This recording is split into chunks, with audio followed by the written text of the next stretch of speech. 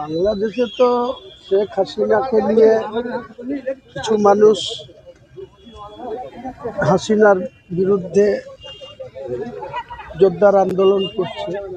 ওখানে ওনাদের যে আদালত, সে হাসিনাকে দেশে ফেরত চেয়ে তার বিচার বা সাজা দিতে চাইছে।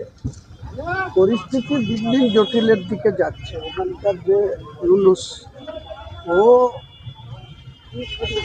সেইভাবে বাংলাদেশকে যে শান্তি বজায় রাখা বা সমস্ত মানুষের যে সুরক্ষা দেওয়া বা তাদের যে সুরক্ষা রাখা বা বাংলাদেশের শান্তি বা দেশের অভ্যন্তরীণ যেসব বিষয়গুলো, সেসবগুলো অনেক অনিয়ম চলছে। সবার আগে একটা ইলেকশন হওয়া জরুরি, যেটাতে নির্বাচিত একটা সরকার প্রতিষ্ঠা করা জরুরি।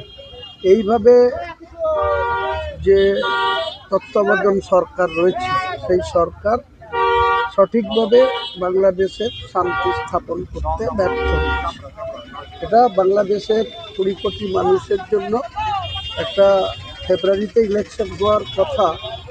যদি ইলেকশনটা ওখানকার ইলেকশন কমিশন বা সর্বোচ্চ যারা দায়িত্বে আছেন, তিনারা যদি করে দেন, তাহলে বাংলাদেশের মানুষের মঙ্গল হবে এবং বাংলাদেশের সম্প্রীতি এখনো অবধি অটুট আছে।